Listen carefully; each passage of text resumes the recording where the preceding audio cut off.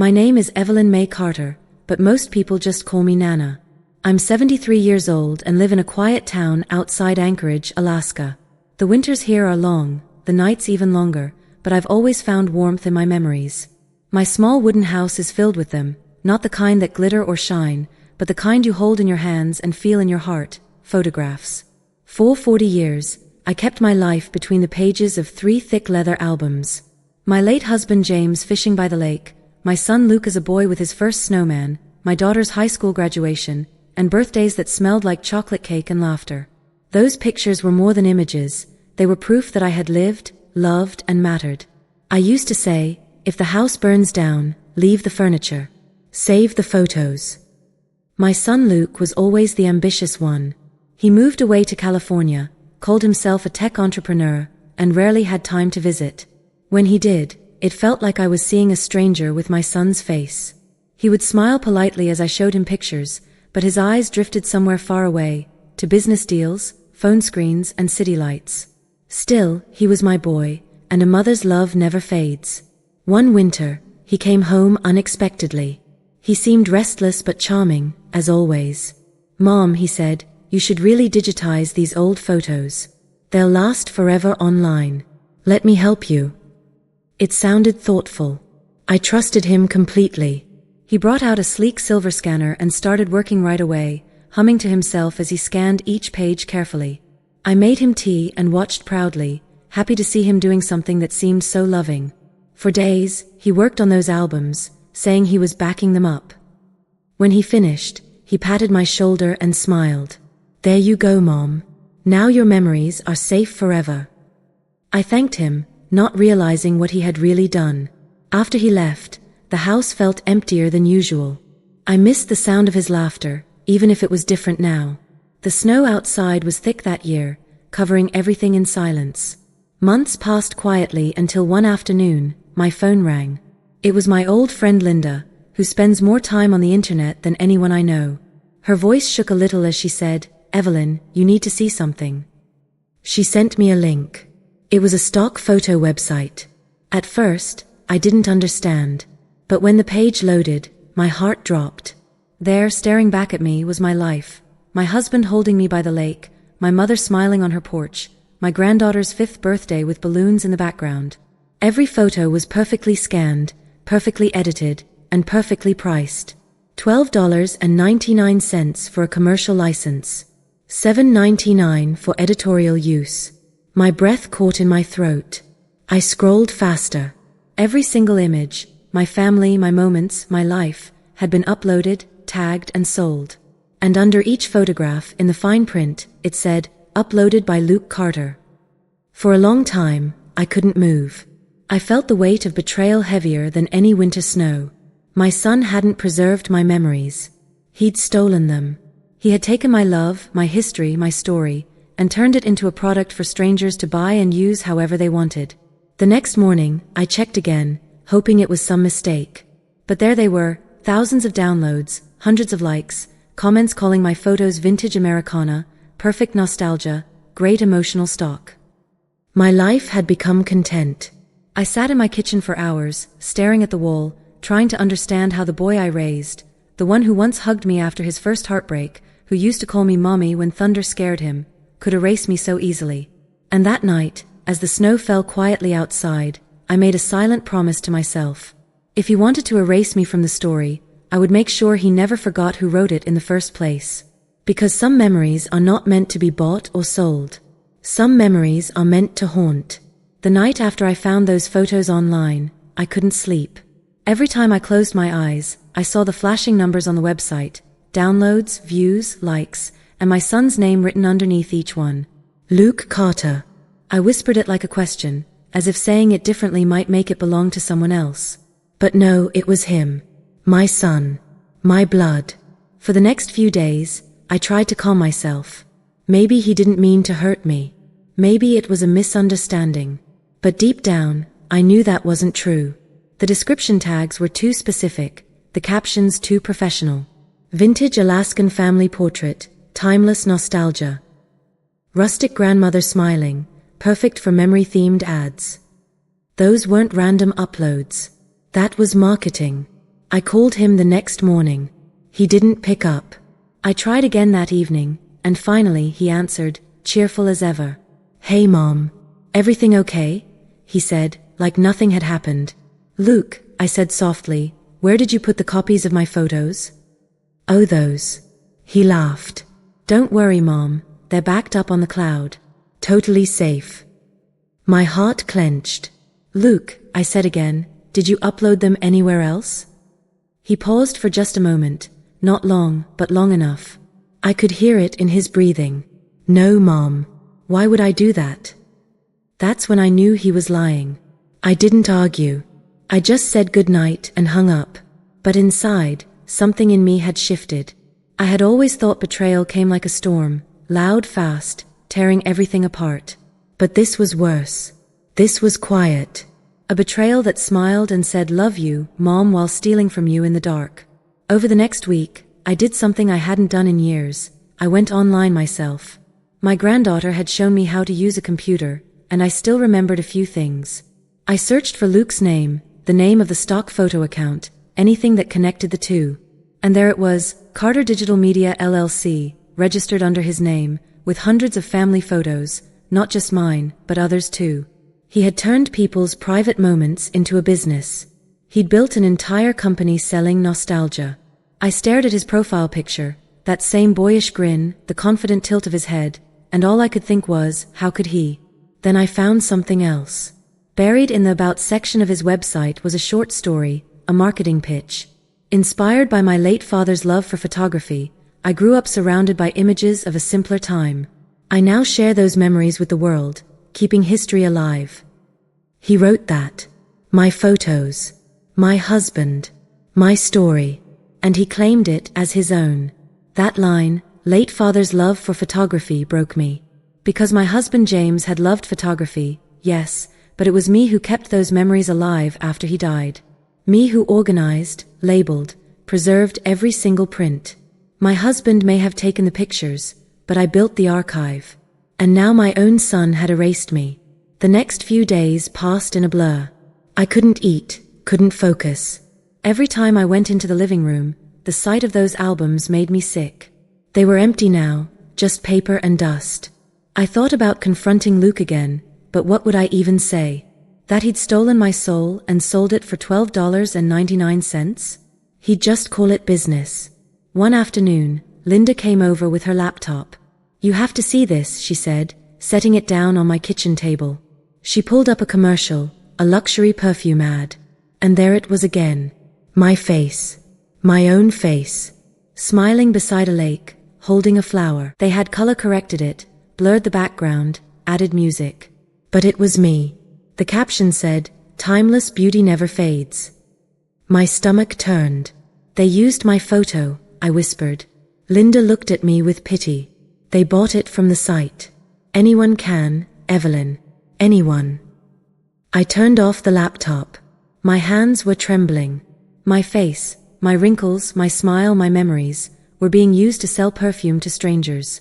That night, I stood by the fireplace, staring at the last printed photo of my family that hadn't been scanned. It was of me and Luke, when he was a little boy. He was sitting on my lap, holding his favorite red truck, smiling up at me like I was his whole world.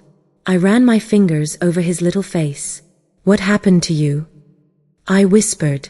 And then I decided I wasn't going to cry anymore. If Luke wanted to play games with my past, I'd remind him that the past isn't something you can control. Memories have power, and mine weren't finished with him yet. The next morning, I started to plan. I went online again, creating a fake profile, just May Parker, using Linda's last name. I started joining photography forums, asking questions about copyright, ownership, and image licensing. The more I learned, the more I realized how deep his deceit ran. He had no right to sell those photos, not without permission from the people in them. And there was one thing about me Luke never understood. I might be old, but I was never weak. I started gathering evidence, screenshots, downloads, dates, everything. I even bought one of the photos myself, just to get a copy of the licensing terms. And there it was, plain as day, all images are original property of Carter Digital Media. That night, I printed everything out and placed it in a folder labeled Simply Truth. But I didn't stop there. I wanted him to feel the weight of what he'd done, not just legally, but emotionally. I wanted him to look at his own reflection and see what he'd destroyed. I decided I'd visit him. When I called, I kept my voice calm. "Luke," I said, "I've been thinking. I'd love to visit you in California. It's been too long." He hesitated for a second, then said, "Of course, Mom. You'll love it here. The weather's great." As soon as I hung up, I smiled for the first time in weeks. He had no idea that the woman he betrayed was coming for him. And I promised myself that when I left California, he'd never look at a photograph, or his own mother, the same way again. Because the thing about betrayal is, it doesn't end with heartbreak. Sometimes, it ends with justice. The flight to California felt longer than it should have. As the plane crossed the clouds, I kept thinking about Luke, my little boy who used to fall asleep in my arms, and the man who had taken everything I cherished and sold it. It's a strange kind of ache when your child becomes a stranger. It's not like grief, it's heavier. Grief ends with acceptance. Betrayal ends with fire. When I landed in San Francisco, Luke was waiting at the airport, smiling like everything was normal. He looked sharp, clean suit, expensive watch, phone in hand.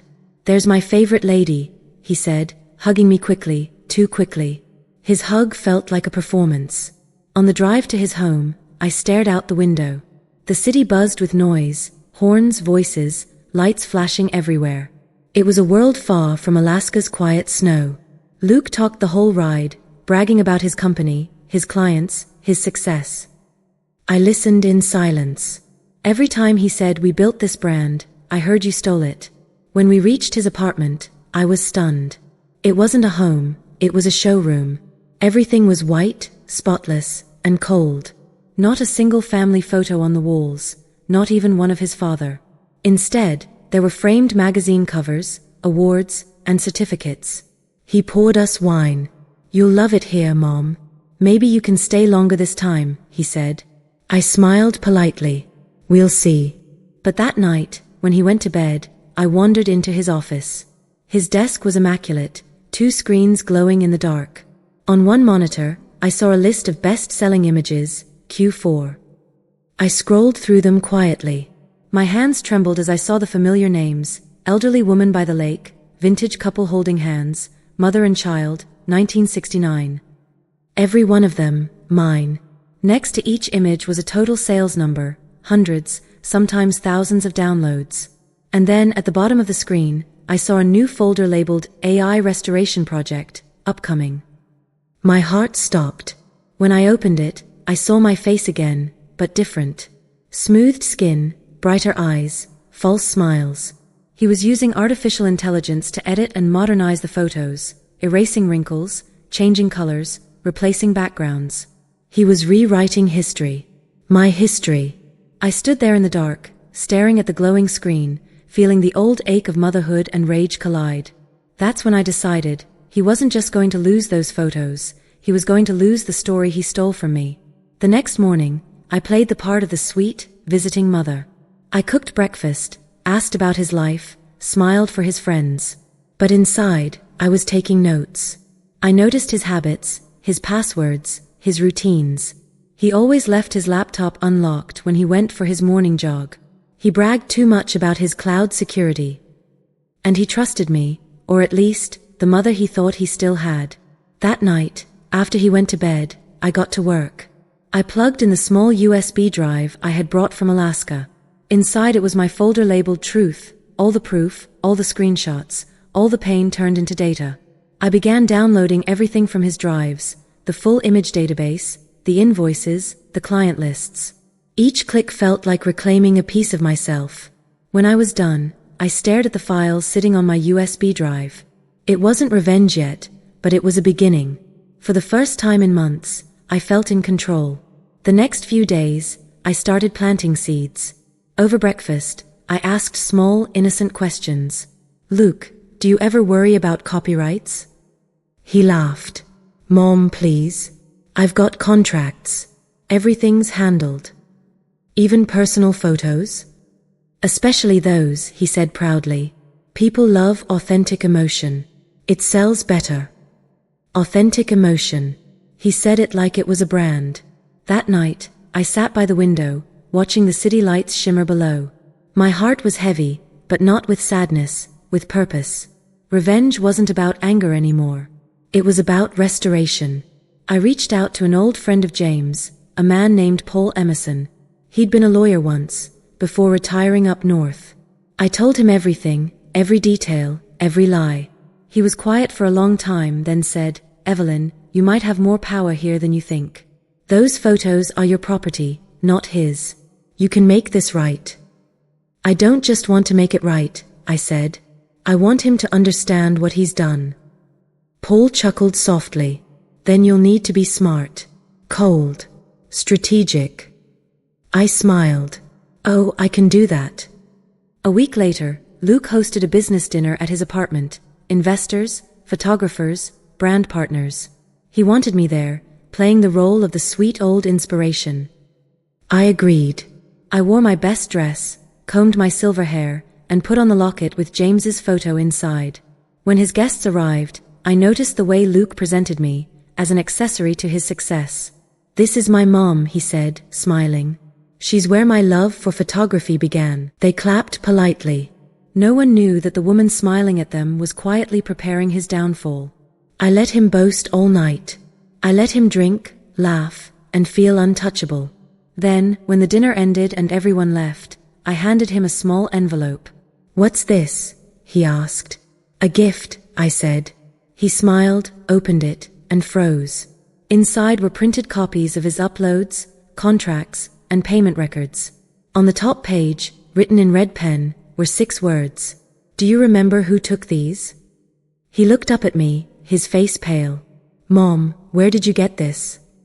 "I didn't have to get it," I said calmly. "You gave it to me. Years ago." He started to stammer, trying to explain. "It's business, Mom. People love nostalgia. I was just..." "You were just erasing me," I interrupted quietly. "You took our life and sold it."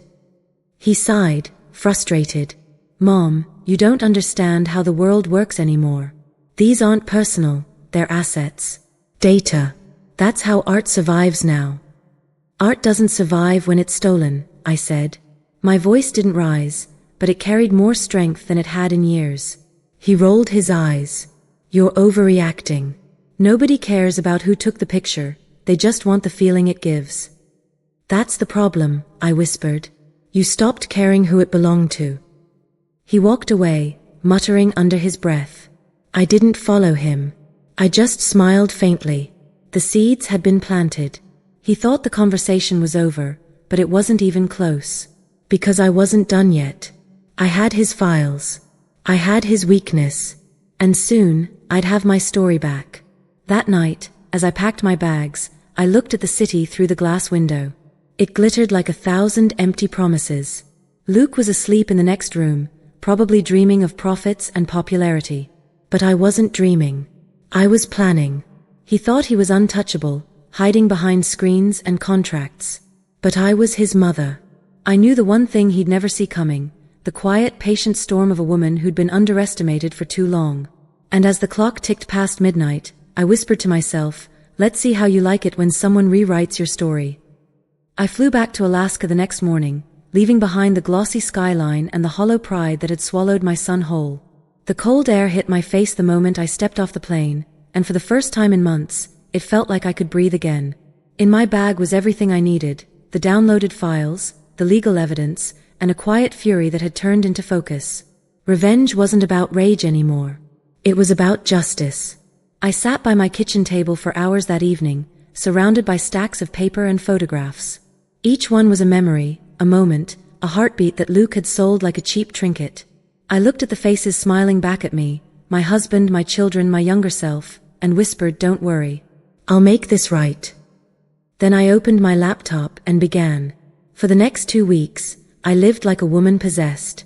I reached out to every client who had bought Luke's photos, small companies, blogs, even marketing agencies. My message was simple and polite. "Dear Sir or Madam, the image you purchased from Carter Digital Media features private family material used without permission. Please remove it to avoid legal action." To my surprise, Most responded quickly. They didn't want trouble. Some even apologized. One small bakery in Oregon wrote back, "We're so sorry, ma'am. We loved the photo. It reminded us of home. We'll take it down right away." Every removed image felt like a piece of my life being returned to me. But that was only the beginning. Paul, my lawyer friend, helped me draft a formal copyright claim. We filed a case against Carter Digital Media LLC for unauthorized use and profit from private materials. Luke had never officially registered ownership, which meant all those licenses were invalid. His business was built on stolen memories, and now it was about to collapse. But I wanted more than a courtroom victory. I wanted the world, his world, to see the truth.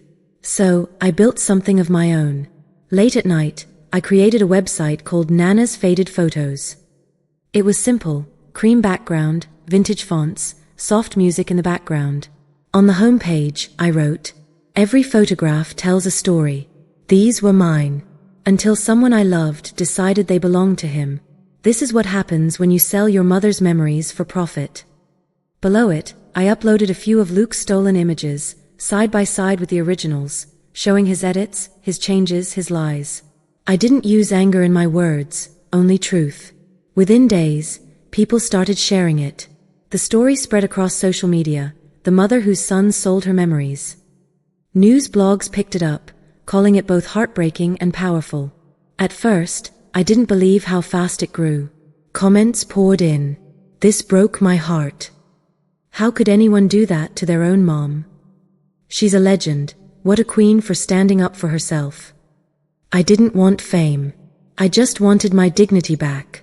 But what came next was beyond anything I imagined. A week later, Luke called me. His voice was panicked.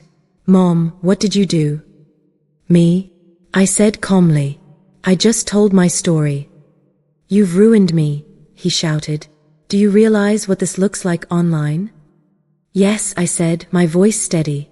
"For the first time, people are seeing who you really are." There was silence. Then a small broken sound, something between anger and regret. "I was trying to build something, Mom. I wanted to make you proud." I closed my eyes. "You could have built something honest, Luke. But you built it out of me." He hung up without another word. The lawsuit moved fast. With the evidence I'd collected, it was impossible for him to deny what he'd done. His company accounts were frozen, and the stock websites pulled his entire library offline. The investors withdrew, the partners distanced themselves, and within a month, Carter Digital Media was gone. But the real moment came a few weeks later, when a local journalist came to my home to interview me. She was a kind young woman, barely 30, holding a notepad and a gentle smile. "Mrs. Carter," she said softly, "why didn't you just forgive him?" I looked at her for a long moment before answering. Because forgiveness doesn't teach lessons. Some things you forgive when someone is sorry. But he wasn't sorry, not until the world made him see it. The interview went viral. People shared it everywhere, calling it A Mother's Quiet Revenge. I wasn't proud of that title, but I wasn't ashamed either. A month later, there was a knock at my door. It was Luke. He looked different, tired, hollow, stripped of that confident charm. He stood there for a long time before speaking. "Mom," he said quietly, "can I come in?" I didn't say anything, just stepped aside. He walked in, looking around like he hadn't seen the house before. His eyes landed on the albums, the ones he had scanned years ago. They were back in their rightful place on the shelf. He took a deep breath. "I lost everything," he admitted. "The company, the money, the clients, even my reputation." I nodded slowly. "So now you understand how it feels to lose what you built." He sat down at the kitchen table, the same place he'd eaten pancakes as a child, and for the first time in years he cried. Not the frustrated, selfish tears of a man, but the broken, quiet sobs of a boy who finally understood the weight of what he'd done. "I thought I was doing something good," he said through tears. "I thought I was keeping you alive, your memories, our family. I didn't mean to erase you." I reached across the table and placed my hand over his. "You didn't erase me, Luke. You erased yourself. But maybe now, you can find your way back." We sat there in silence for a long time.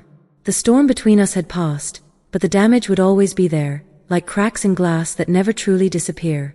Before he left, he said softly, "Mom, you won." I smiled sadly. "No, Luke. I just reminded you who you were playing against."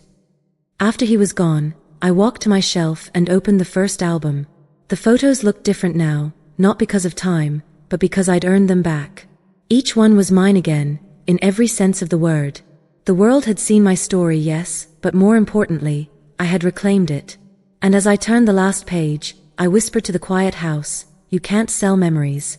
You can only live with them, or be haunted by them." Months passed after Luke's visit. The snow melted from the edges of my porch, the air grew softer, and the sun lingered longer in the evenings. Life settled again, quiet, simple, peaceful. But something inside me had changed forever. For the first time in years, I felt light. There was no bitterness left, no trembling anger hiding behind my smile. What replaced it wasn't joy, exactly, it was clarity. A kind of peace that only comes after you've been broken and decided to build yourself back without anyone's permission. Luke still called occasionally. His voice was humbler now, stripped of that sharp confidence he once wore like armor. He had found a small job at a photography studio in the city, not as a CEO, but as a simple editor. "I'm learning again, Mom," he told me one day. "Actually learning this time." I smiled through the phone. "Good. That's all I ever wanted for you, to remember where you came from." He didn't say much after that, but I could hear something real in his silence. Remorse, maybe. Growth, hopefully. One morning, I went through my albums again, just like I used to. Only this time, I wasn't looking for what was lost. I was looking at what survived. The edges of the pages were worn, the colors a little faded, but the stories were still there, whole and honest. There was one picture that stopped me and Luke, standing beside the frozen lake, him no more than 8 years old, missing a front tooth, grinning proudly with his red toy truck. I traced the outline of his face with my finger and whispered, "You found your way back, my boy. Maybe that's enough." Then, I took the picture out of the album and pinned it to my refrigerator. Not as a reminder of pain, but of the circle we had both completed, mother and son, mistake and forgiveness, loss and rediscovery. A few weeks later, I got a letter in the mail. It was from a woman in Oregon, the same bakery owner who had taken down my photo months ago. Inside was a handwritten note and a small photo of her bakery window, now featuring a framed sign that read, "Memories are not for sale, they are for keeping." At the bottom, she had written, "Thank you for reminding me what matters." I sat down at my kitchen table and cried, not from sadness, but from something deeper. The world had taken my story, twisted it, sold it, and then somehow handed it back to me in pieces that made more sense than before. In time, Nana's faded photos became more than just a website. It turned into a small online community where people, especially older women like me, shared their stories, their photos, their memories. Every post began with the same line, "This one's mine." I didn't make any money from it. I didn't want to.